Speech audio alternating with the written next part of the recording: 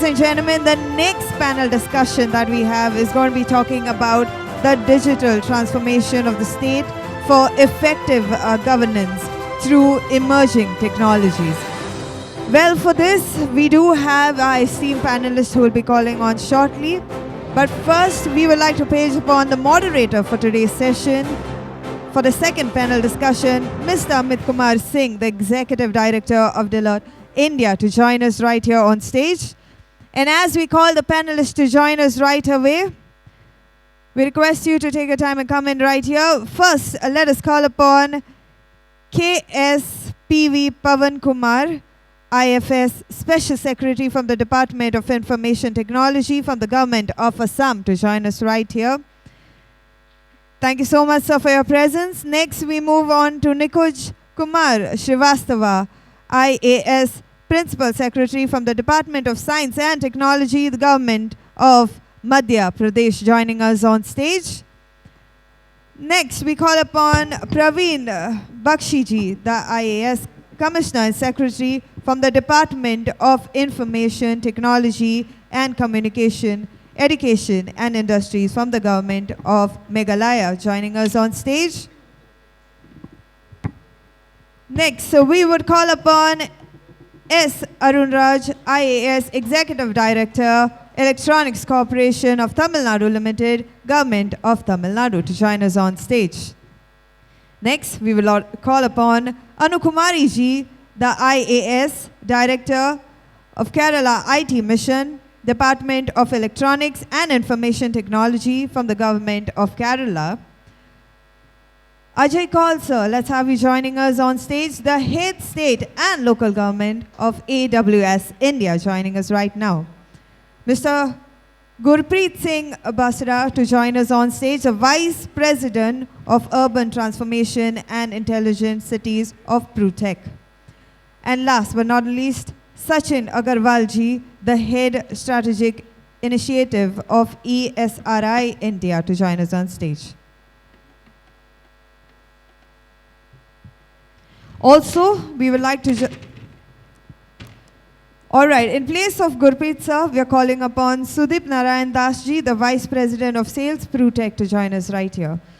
So ladies and gentlemen, this is your second session that will be taking upon the digital transformation of states for effective governance through emerging technology. Your moderator, Amit Kumar sir, joining us right now. Take it away, sir. Thank you.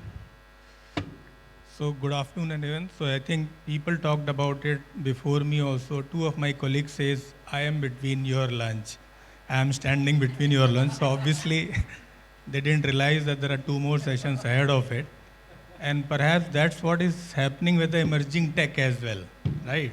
So sometimes what is happening that either we are too early, in terms of the adoption of emerging tech, or maybe we are too late, right? So now it's hard to debate in terms of what is emerging technology, right? So few things are still emerging over the years, right? And few have emerged so much that, that even the leaders are saying, let's regulate AI, right? So I think given the time and, given the delays which we have, so there are a lot of pressure on the middle order batsmen to make it up for the slow start or the people, who couldn't cope up with the time. So what we will do, we will try to be quick and precise, right? So that's what I expect and request from all my panelists. And see, what you have been hearing since morning, from panelists and also from industry, right? There's a lot of experience around digital transformation, right? Also glimpse of artificial intelligence as well, right? So I think what we will focus, and a lot of G2C aspects also we have done it. Let's focus on something different, right? Something different about the overall governance and the usage of IT, perhaps ideally using emerging tech, right? So anything around drone, around IoT, around AI, around anything else you want to do it. But, let's do that. So I'll start with Nikunj sir, and I know Madhya Pradesh is kind of, pushing very, very hard to revamp its family ID database, right? And so that, being someone like me who has worked on Aadhaar DPR, and I was writing Aadhaar DPR, I always thought, once we write this and once we execute that, there won't be any need for any family ID in other states, right? But I still see a lot of states are pushing for family ID database. And so I'm wondering, why you need that family ID database despite having Aadhaar as one of the biometric, unified, verified primary key available, across the resident. And also look at the legal aspect, because obviously if you look at Aadhaar, it was implemented first and regulated later. And that's where we had, challenges also. And we did some mid-course correction. So over to you, Nikunj ji, if you can just share your experience about, what you're trying to do in MP. I think I'll go on the podium. I have a small presentation. Sure. So.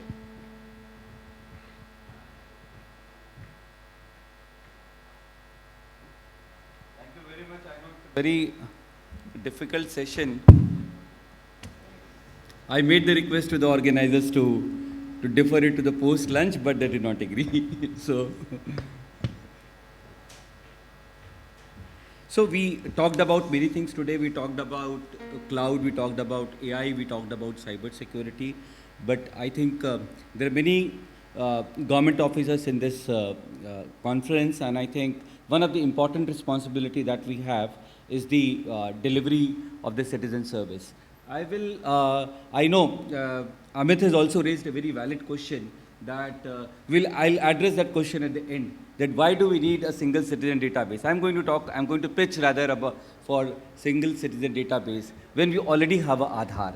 So I'll talk first about single citizen database and try to answer your question at the end. I know I'll try to finish my presentation in, okay. So this is forward. Okay. So I'll try to finish it in about next 5 to 6 minutes. So this is the structure. Basically, I will talk about what it is, what are the benefits of single citizen database, what are, to the citizens, to the government, what are the risks involved, what are the apprehensions people have about single citizen database, and I'll also narrate a success story that we have recently done in Madhya Pradesh and how it can be so useful. So it's I know this presentation is getting blocked because of the panelist. So I didn't know this is structure, but I had got a presentation ready, so I thought I'll very well make it. So this is basically a repository of the family information. It's a family ID, it's also an individual ID. And one issue is that it can be used as a common key for all databases. I think the biggest challenge in the government databases is that they do not talk to each other. They do not communicate. That's what we always complain, that most of the databases work in the silos. So I think the biggest, I'll not say the biggest, one of the most important achievement that this SCD can achieve is the connecting all databases. And the overall objective of the SCD, which I have experienced, is to, give proactive and, hassle-free governance. These are the attributes. I think they're masked right now, but there are certain individual attributes and there are certain family attributes. But what should be the key feature of this single citizen database? It has to cover most of the citizens. It can never cover all citizens, but it has to be voluntary.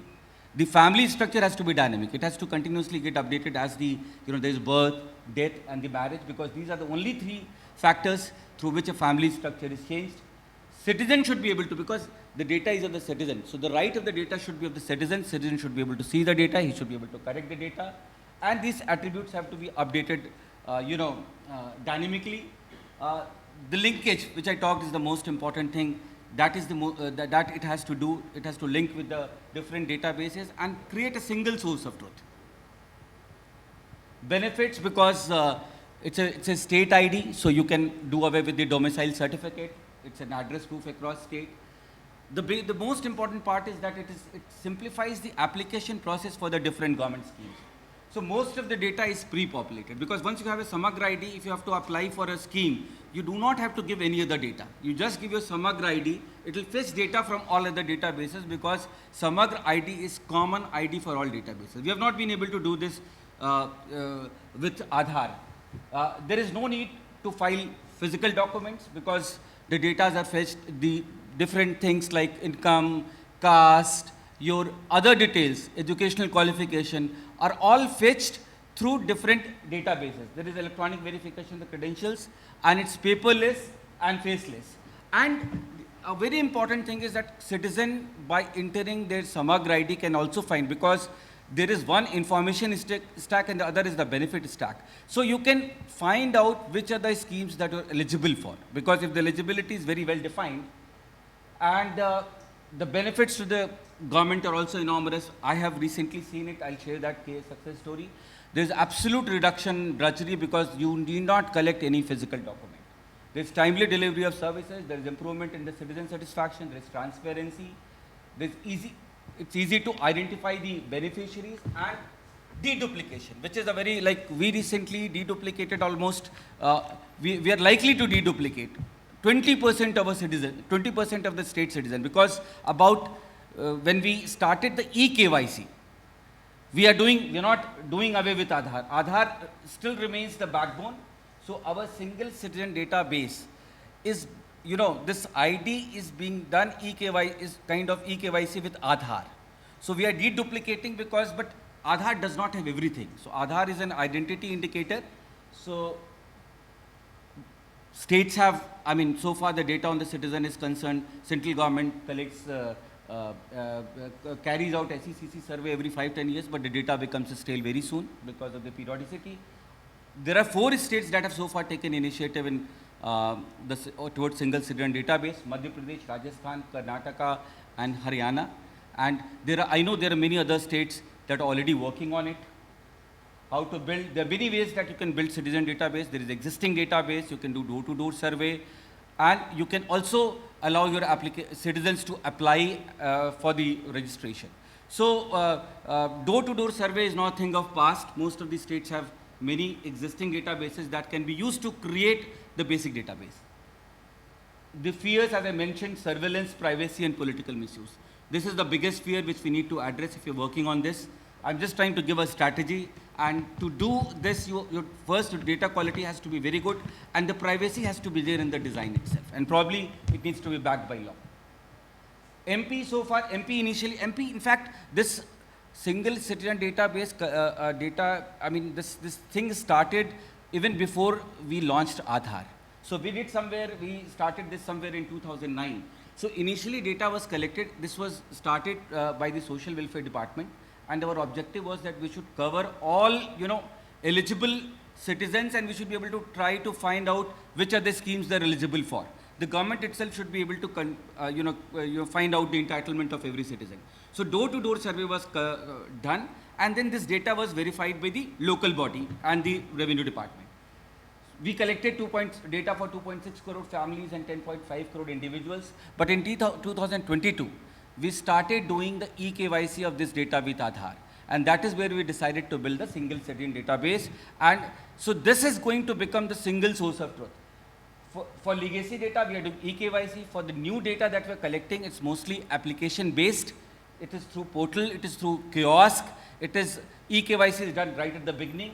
And then it is connected with this Samagra ID has been made mandatory in all the government schemes. So whether it is income certificate, whether it is caste certificate, every database, education database. So then this becomes the common ID, and the Samagra data contains very few data, then it integrates talks to other databases whenever it is required. So this is how the data is fetched through Samagra ID. You have a Samagra ID where you have demographic details, CKYC verification status, different certificates, the Aadhaar seeding status, land records, education status. So all these databases are also there which have this Samagra ID, where we tried, but we could not have had Aadhaar at that. I think how much time have I spent? I think 7-8 minutes.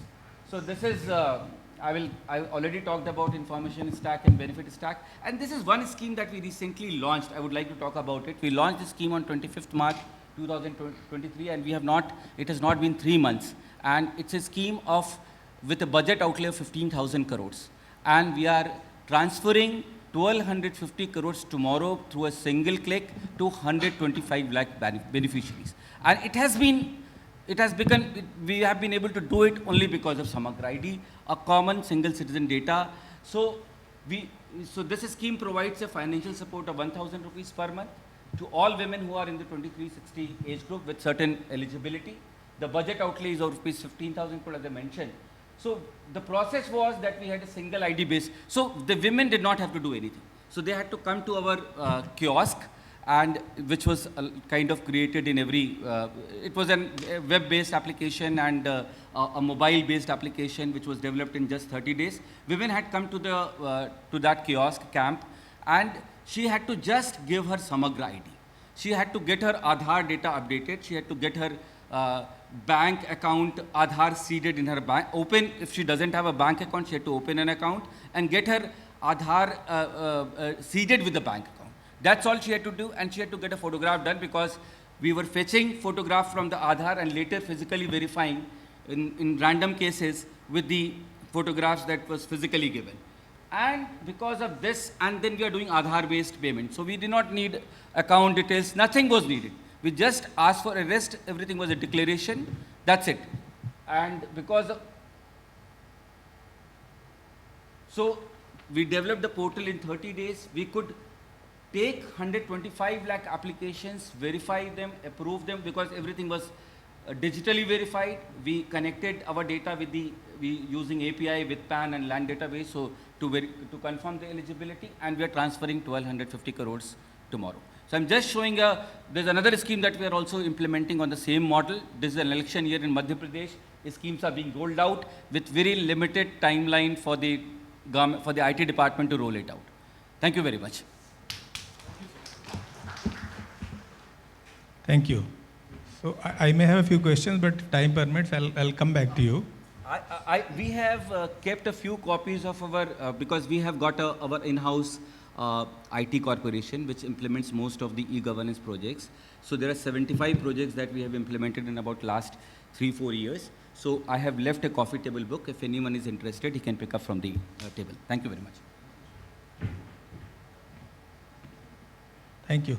So Pavan ji, so like, we talked about, speakers talked about that we have moved ahead, right, in terms of from any GP days, and there is a decent amount of, saturation in digital transformation.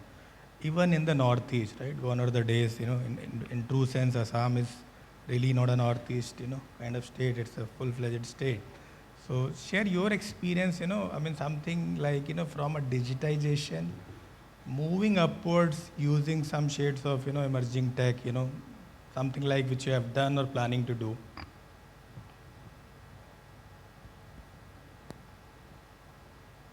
Yeah. So before speaking about what we have done in Assam, I would like to put it in a perspective. In Assam, about 8 districts are having international borders. We have borders with Bhutan, we have with Bangladesh, and with Myanmar we don't have direct border, but the border is only 18 kilometers away at Jairampur. And then we have other northeastern states surrounding Assam. With each of them, we have a border dispute. People are from another state occupying those areas, but land is claimed by Assam.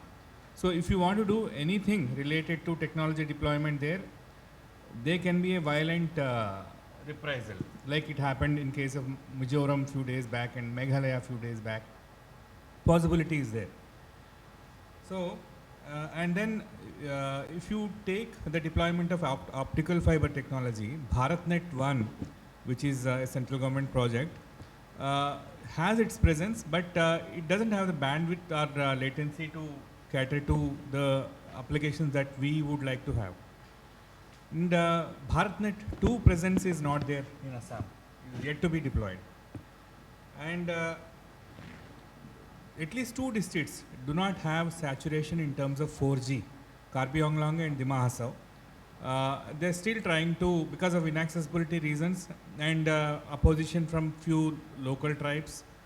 And then all these border areas where we have Naga people also in Assam, if we want to put a 4G tower, then we have to first have an inter-home department meeting first, so that no law and order situation happens there.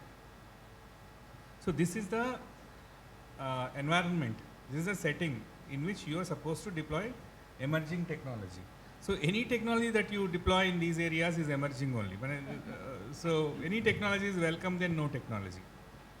So in this background, we have something called, we've started late. We have Seva Setu, which is similar to E-Seva, Me-Seva for Telangana, Andhra, and basically government to citizen kind of services. So right now we have citizen-centric services deployment platform 1 going on, which will end this month, World Bank aided. We have about 335 services onboarded, out of which 154 services are redirectional, in the sense that they have their own full-fledged portals. When they land on our portal, it will be like the transport department's driving license application and all, they're redirectional. Rest of them are end-to-end integrated.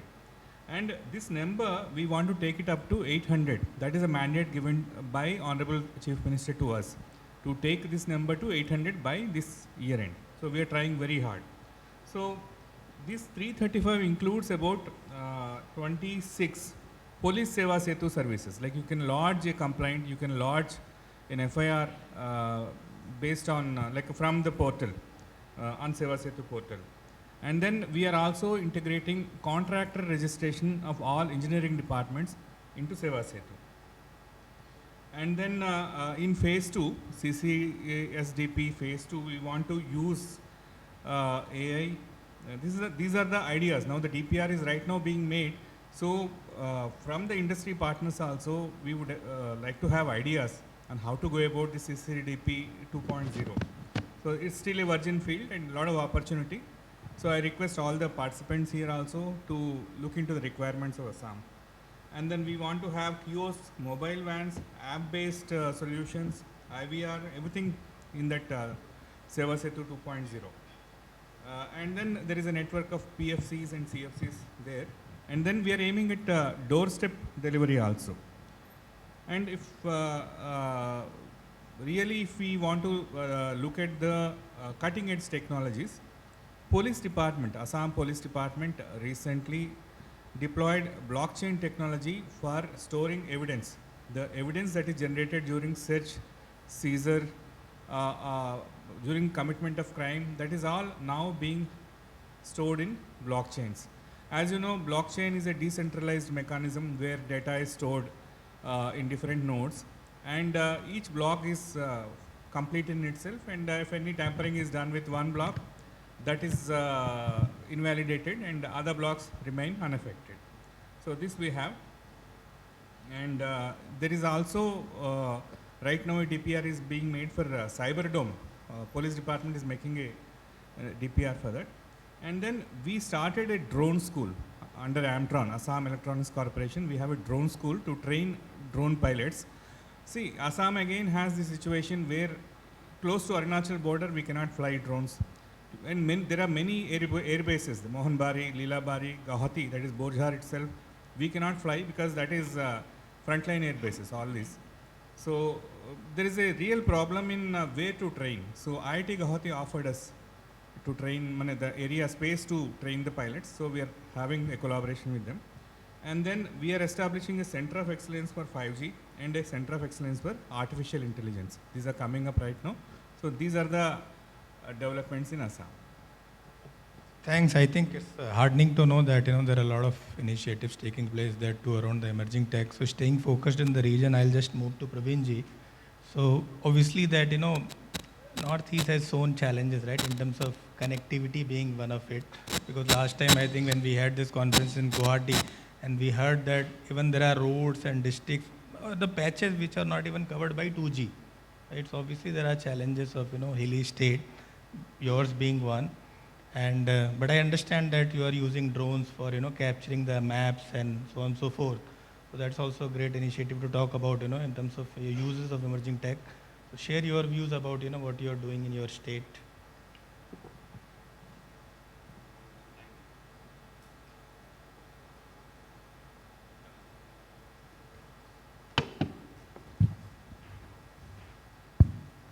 Thank you. Yes, sir, that's quite true.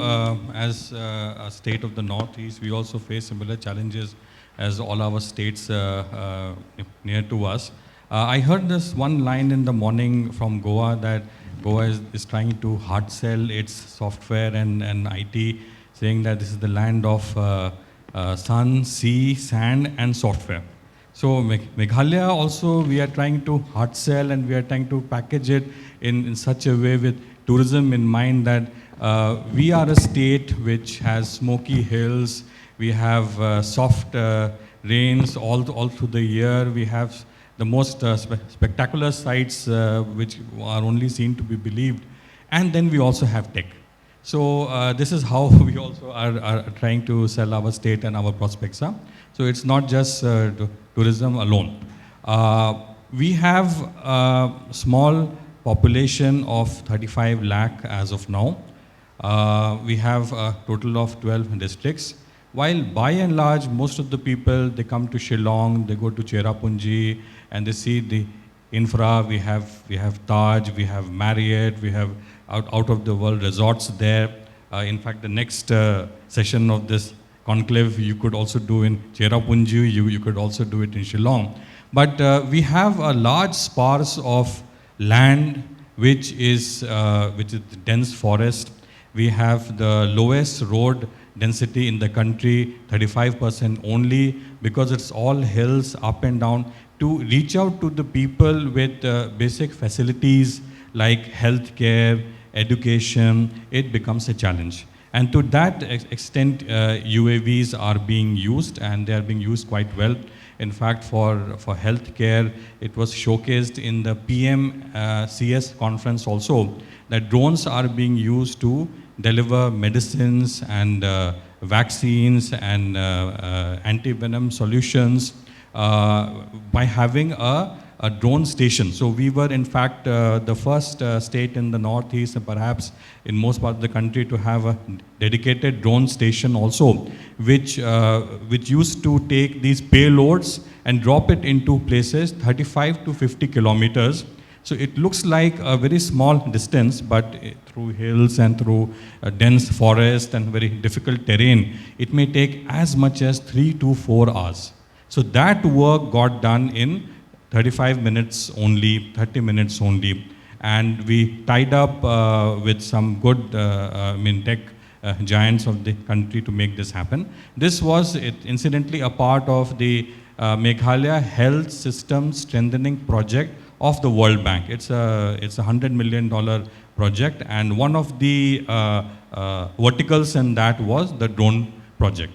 Apart from that, we have a CLEMP, CLLMP, community-led landscape management program. This is another World Bank project by which a lot of work is happening for GIS mapping of agriculture, horticulture. You must have known, I think, even if you don't, you have Wi-Fi here, you can Google Living Roots Bridges. Living Root Bridges. This is a UN heritage site in our state. So these are natural roots which are intertwined, and it is like a bridge between one tree to another. It is somewhere near Cherrapunji, so there is also much place to visit. So there also the drone technology has been used to have various kind of studies, surveys have to be done. The watershed of the area also has been studied.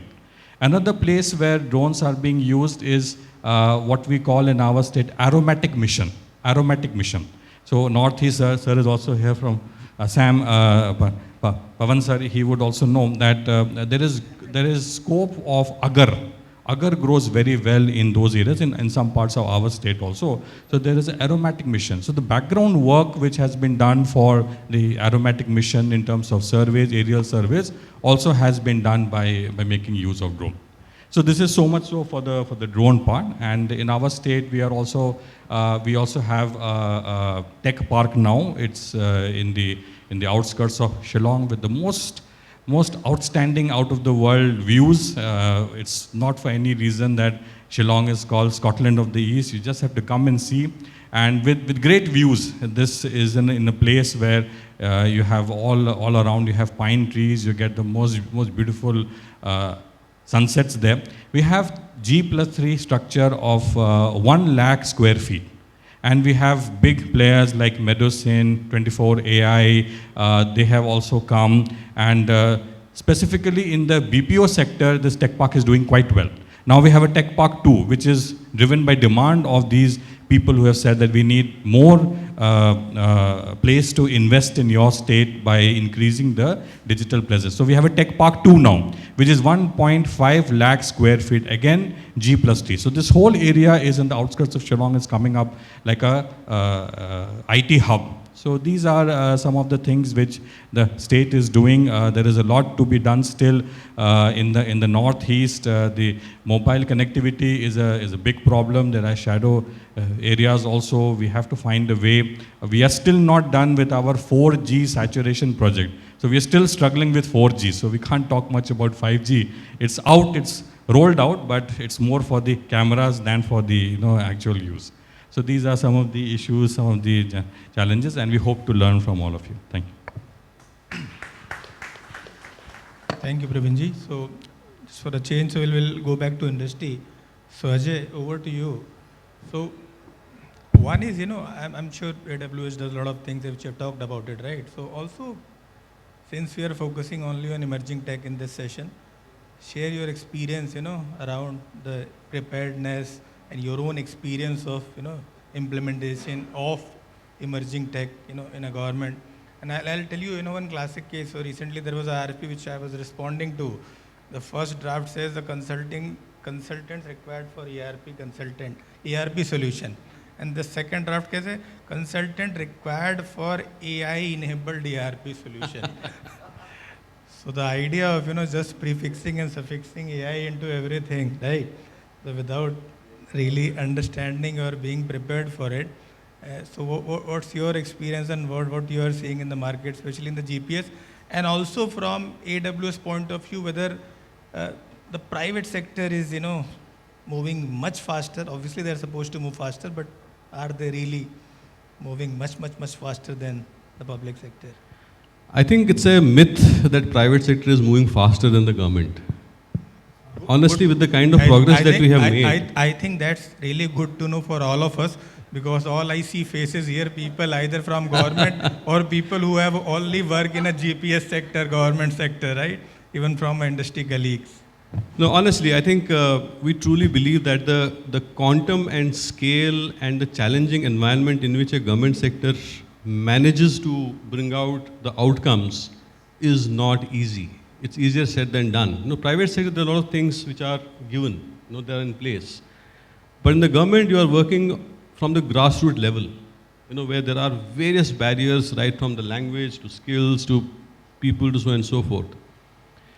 Now, coming to emerging technologies and the relevance of that, some of the use cases I spoke in the morning around DigiLocker or CoWIN or, 𝕮𝖆𝖙𝖎𝖃 and so on and so forth. There's a lot of tech and emerging technology that gets leveraged there, right?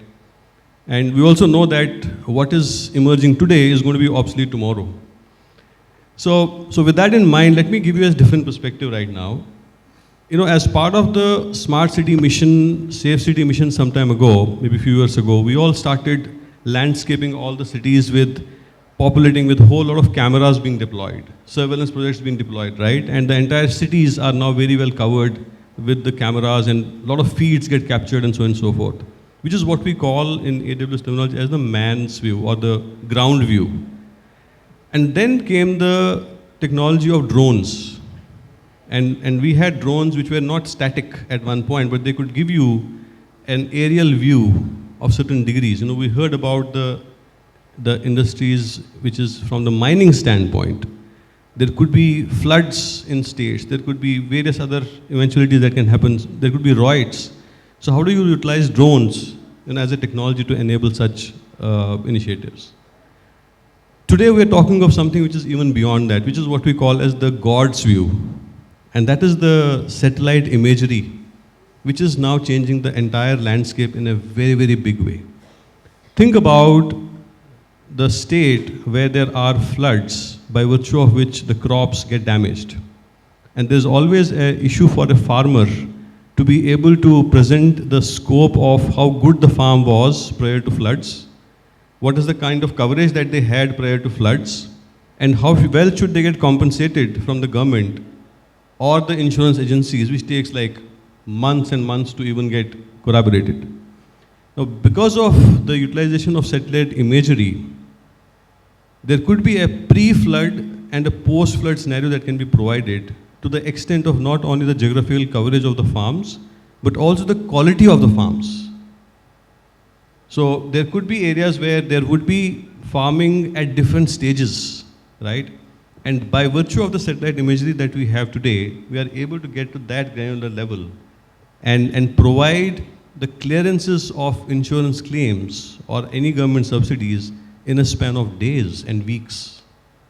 And which is a huge breather to a farmer because their dependency on that outcome is a matter of life and death. And that's where I think the emergence of technologies is, so this is one use case which happens because of the satellite imagery. There could be various other reasons. For example, say mining. Within mining, the same satellite imagery can be utilized for precision-based mining. Where exactly do you know other reservoirs are? And we have seen there are findings that we have done in India on the lithium deposits, right? Which is a big achievement for all of us because that's going to change the landscape of the overall EVs in a big way in multiple domains, right? So these are some emerging technologies which may not have one specific use case, but they may be broad-basing right from agriculture to mining to so many other aspects of life. So I think that's a crux of the way the emerging technology is helping today. Sure. Thanks, Ajay. So coming back to Arunji, so I think by and large, generally when we started our career in eGov, and then southern states were obviously, the first movers and they did well, including Chennai, Tamil Nadu and Kerala and Karnataka and Andhra, the United. So share your experience, of something, the next leap which you are taking in terms of, adoption of emerging tech, because obviously you are by and large set in terms of the basic, digital transformation. Share some your experience or the things which you are planning, and also share your views about the preparedness for a department to really, accelerate and adopt emerging tech. Thank you. It's a beautiful afternoon here. Very nice to meet all of you. As you rightly told, Tamil Nadu is one of the foremost states in adopting IT into governance, and we have come a long way. And we started a lot of things which was followed by other states and also taken up by the central government. So coming about from my own personal experience, so I head the Electronics Corporation of Tamil Nadu, so which was started way back, which was started in 1977, and we were the nodal organization which created the IT corridor in Chennai, along where most of the IT companies of Tamil Nadu as well as India, they have their offices there. So about my personal experience and how IT can really change governance. So our organization runs a lot of IT parks all over the state. So in different cities and different towns of our state, we run our IT parks. And so we were faced with a particular issue sometime back, around 4-5 months back. We wanted to know what is happening on our IT parks. We of course have manpower stationed in every IT park, but then we wanted to know, as from the management side, what is happening in every location. So from sitting in our own office. So we hit upon a solution that, let us design a GIS map-based, artificial intelligence tool where sitting in my own office, I can see in case any complaint is raised by any client, in case any complaint is raised by any IT company which is working in our IT park, I can see as the managing director, I can sit in my office in Chennai and see what is happening everywhere from my seat itself. And we have almost developed it, and we have developed it in a couple of cities, and it's a matter of time before it's completely rolled out. So this was a huge development in which it really lessened human interaction. Secondly, where we are driving technology in governance. My second example would be that in many of our IT parks, we have multi-storied office spaces which the government has developed, which can be taken by any company. So we have hit upon a concept of a digital twin. So which is that we will have a digital asset of the same physical asset, that is the building, and from the point of construction to the point of development to the point of operationalizing the building, and during the course of operationalizing the building, we have a digital asset of the same physical asset. So this we will use for not only our own IT buildings, but also we will any private company, they want to use this asset, we will also help. It's a business model for a government organization. So this digital asset would be helpful because firstly it's an asset management tool. Whatever was there at the time of development of the building, it continues to be there in a digital form. Secondly, it's also a proper current live tool, as in I can see how much the building is used and how much, what is the temperature, what is the quality of the different items, different materials used in the building in a live format. That is, even after 10 years of constructing the building, that data is still there with me. So this is a new area that we are working on in our state now. And thirdly, another interesting area where we are trying to bring in technology. It's something very simple. Tamil Nadu is a state of temples. A lot of you here may have actually come to visit our state for temple darshan or for along with seeing the different scenic places in our state. So as an administrator, we were faced with the issue of crowd management, and also what can we do to make sure that people who cannot see the temple festival at that time because of the crowd, what can we do to ease in, to help them have that experience without even coming there, and what can we do to help increase the experience of the people who actually come there. So we used drone mapping and live drone monitoring and artificial intelligence. So it is predictive. So in case there is a particular area where the police can predict where there will be probably crowding in the temple during a big festival. And I'm talking about not small festivals, it's about big festivals, 25-30 lakh people congregating at the same location. So with the drone you can predict where probably the congregation of people is going to be at which point of time. So it is predicted and is communicated to the police in that particular area. And so the deployment of police there is more. And I'm talking about it is not at the start of the event, or it is not after the end of the event.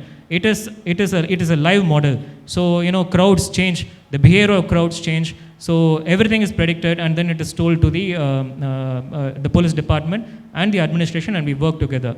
So this was done with the help of different agencies and different academic institutions as well. So these were three particular areas where our state is really, I feel, at the cutting edge of innovation and artificial intelligence in the use of administration. Thank you. Thank you. So Anuji, over to you. So in terms of, if you recall, 𝕮𝖆𝖊𝖐 mentioned that they are doing a different empanelment for startups and MSMEs. And the idea is to kind of generate or provide some captive business to SMEs, MSMEs or startups. Also, if you see, in a way, government has been procuring everything using same model, right? And that is the challenge we see from industry, because emerging tech is not, available, right? Using those means, simple, because of a quality and quantity and the availability issue. So anything Kerala is thinking in terms of the startup missions and also using the same mission for accelerating this implementation of emerging tech? Yeah, good afternoon, everyone. So in Kerala, we have this entity called Kerala Startup Mission. Basically, the whole idea is to promote entrepreneurship in the state. And since we are talking about emerging technologies and IT, AI, etc. today, so I would like to mention that at present there are around 5,000 startups in our state. And a major chunk of these startups are working around AI only.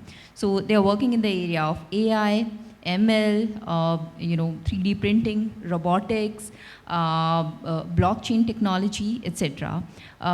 So much so that, sometime back, Gen Robotics, this firm, it got worldwide recognition because they had developed a robot which could go inside the sewers, manholes, and clean that space. And since we know that manual scavenging is a huge problem in India, so this product, this technique, it got worldwide recognition.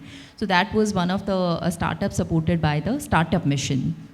So in Kerala, there's a huge focus. Large number of startups are coming also. In terms of government supporting these startups, so there are various means and ways which are institutionalized pretty well to support these startups. As was mentioned by 𝕮𝖆𝖊𝖐𝖆 madam also in morning, in Kerala also we have a model wherein government acts as a marketplace. So government acts as an early adopter of the technologies, products and solutions developed by these startup firms. So for example, any department needs to develop their website, to develop to do a digitization of their records, to come up with a web application, to come up with a mobile application for providing various services, then startups are the firms that get the initial advantage or the initial recognition. I would like to mention over here that, three things which I feel that, kind of give Kerala a good pedestal in terms of emerging technologies and digital advancement. So recently, Kerala was declared as totally e-governed state by the Honorable Chief Minister of Kerala. So it was a culmination of use of technology by various departments in extending various kinds of services to the citizens. If we talk about e-office, today e-office is implemented in all the departments and all the offices in Kerala. So it is 100% e-office, moving from a paper-based communication to a paperless communication. Then there are various sorts of applications like e-district, wherein citizens can apply for various kinds of certificates sitting from the comfort of their homes, and then that directly moves on to the 𝕮𝖊𝖆𝖊𝖐𝖆. So the citizen doesn't even need to go and collect it to show it to the concerned authority. The authority can directly access it through the 𝕮𝖊𝖆𝖊𝖐𝖆. Then Kerala was the first state to declare internet as a basic human right. And to cater to that, various kinds of steps have been taken. 3 days ago, 𝕗-Phone was dedicated to the citizens of Kerala. 𝕗-Phone is Kerala government's own fiber optical network, which will provide high-speed internet to all the households, government institutions as well as private institutions.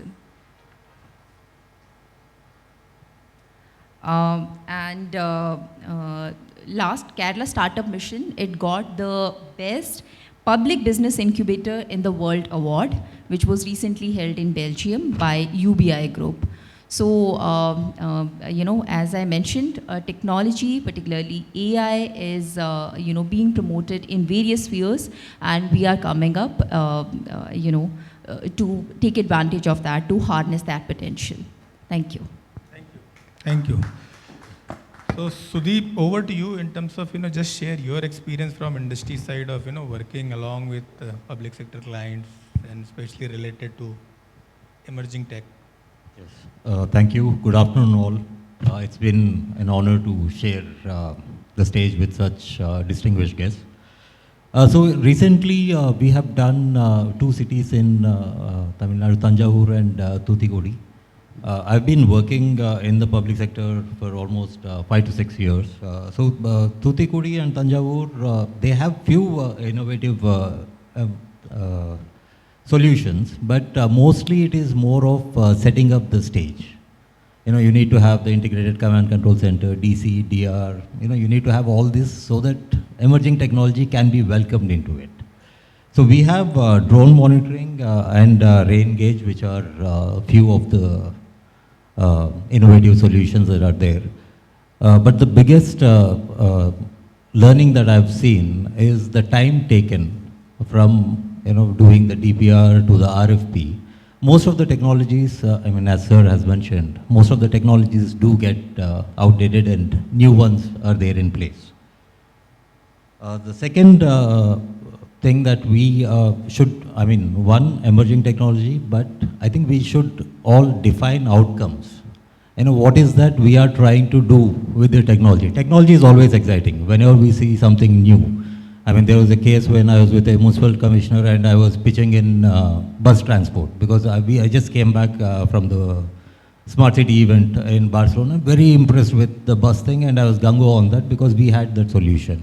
And in the end, he said, I have 2 buses. What do you want me to do with it? So it is one, emerging technology, where it needs to be used, and second, the outcomes have to be defined. And the other major challenge that I see, I mean, most of the decision makers are well informed and they know what technology is, what is coming in. But down the line, it is not getting percolated. And most of the time, I mean, as I said, we work with people on the ground, and it is very important that they get trained on why the technology is important and what is that we are trying to achieve with it. Because most of the time, they are not being used the right way. You know, a lot of things that can be done. And the other thing that I would like to, suggest is that there should be a uniform experience across states. I mean, I've worked from Northeast till Kerala. I understand the challenges of place is very different, but the experience should be uniform. We should be able to, let's say if somebody visits from one place to other, the experience has to be uniform. I mean, one citizen should not get more benefits where the other citizen is not getting. Thank you. Thanks. So Sachin, so obviously last but very important, the topic in terms of, the GIS and the location services. I'll tell you one real story. Let me not name the ministry, but a ministry which used to approve project, they used to ask for geo coordinates, right, without verifying in the real time. And so when we had this platform and we started, remapping those geo coordinates into the map. Yes. And then we found 50% projects were in Bangladesh, Nepal, and other places. Correct. So obviously because, the lack of, the GIS data, the layers and the connectivity, and the runtime verification. So that has been a challenge. Yeah. That PC from industry, from that's an area still we need to evolve. Because what Google could do with the, applications, that is what not, government applications are able to do with their own Bharat maps and other stuff, right? So your views. So thank you, organizer, to invite ISRI on this event. And I think I was hearing the panelist, good discussion, at least some background has been set for us. At least Ajay was talking about some, a drone data, and there was a digital twin talk was happening. So I was really amazed to see that. We've come a long way in terms of, I passed out in 2000 and as a remote sensing GIS expert from IIT Roorkee. At that time it's called University of Roorkee. So I was having no job kind of a thing, right? Or basically digitization was a job which was offered to me type, right? So I was wondering from that time onwards, where we are today, a lot we have came across. This has been always at the center, but probably the realization has took some time in terms of, bringing to the mainstream IT. So before I just go or talk more onto it, just take a minute to introduce ourselves as ISRI, because many of you may not be aware about us. So we are a 50-year-old organization based out of California, and with a revenue around $1 billion. And in India, we are almost around 25 years now, and we are serving here in India at least more than 5,000 customers. Primarily government sector is what we are taking care. And ISRI is one of the leading company who has committed to continuously keep investing at least 20-30% revenue on R&D. And in morning session, I heard people were talking about the SDG goals. So we are also one of the company who was how these 17 SDG goals can be transformed, or can be, the GIS can be taken into the consideration and they can be taken forward. So from a challenging point of view, where we are right now, probably I see a good time now. This is the right time for us to move forward, because the policy, which is one of the lacking part, at least from the data sharing perspective, we were only the sort of India or the NRC of the people. They were the custodian, or they were the only, you need to take a permission. A lot of hitches were there, but the new policy had given a good direction.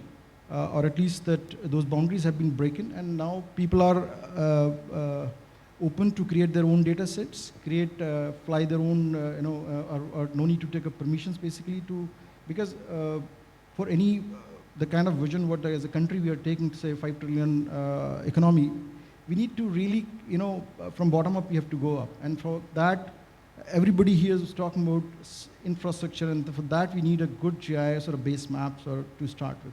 And for that we need a data. So that's where I think we are going ahead, and I see that policy enablement is one of the aspects.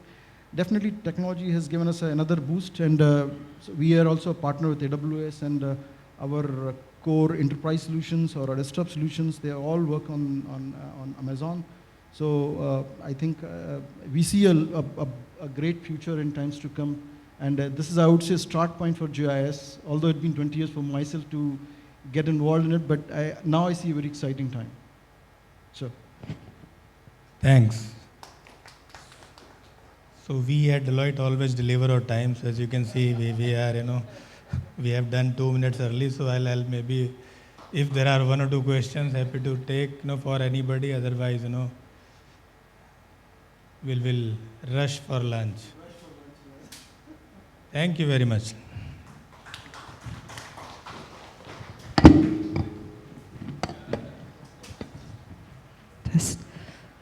All right, to all our esteemed guests right here on stage, thank you so much for the beautiful time. But sir, before we rush for lunch, we have something right there for you. We would like to call upon our very own 𝕗𝖆𝖆𝖊𝖐𝖆 sir to join us right here on stage to give away the mementos to the esteemed guest. He is the lead education and state government of Google Cloud right there. So 𝕗𝖆𝖆𝖊, let's have you giving it away to our moderator in town. For now, Mr. Amit Kumar Singh, sir, the Executive Director of Deloitte India. Let's have you joining us forward, sir. This is a small memento of love that we'd like to give it to you. Ladies and gentlemen, a round of applause, please. Next up, we have a panelist who we would like to appreciate. We have KSPV Pavan Kumar, sir, to join us right here from IFS, Special Secretary, Department of Information Technology from Government of Assam. Nikunj Kumar Srivastava, sir, IAS, Principal Secretary, Department of Science and Technology, Government of Madhya Pradesh. Pravin Bakshi, IAS, Commissioner and Secretary, Department of Information Technology and Communication, Education and Industries, Government of Meghalaya. Next we have S. Arunraj, IAS, Executive Director of Electronics Corporation of Tamil Nadu Limited, Government of Tamil Nadu. Ma'am Anu Kumari, IAS, Director, Kerala IT Mission, Department of Electronics and Information Technology, Government of Kerala.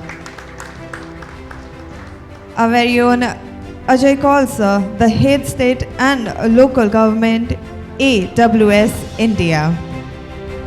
Round of applause, ladies and gentlemen. We would like to call upon Sachin Agarwal, sir, the Head of Strategic Initiative from ESRI India. And last but not least, we have Sudeep Narayan Das, the Vice President of Sales from PruTech, joining us right here.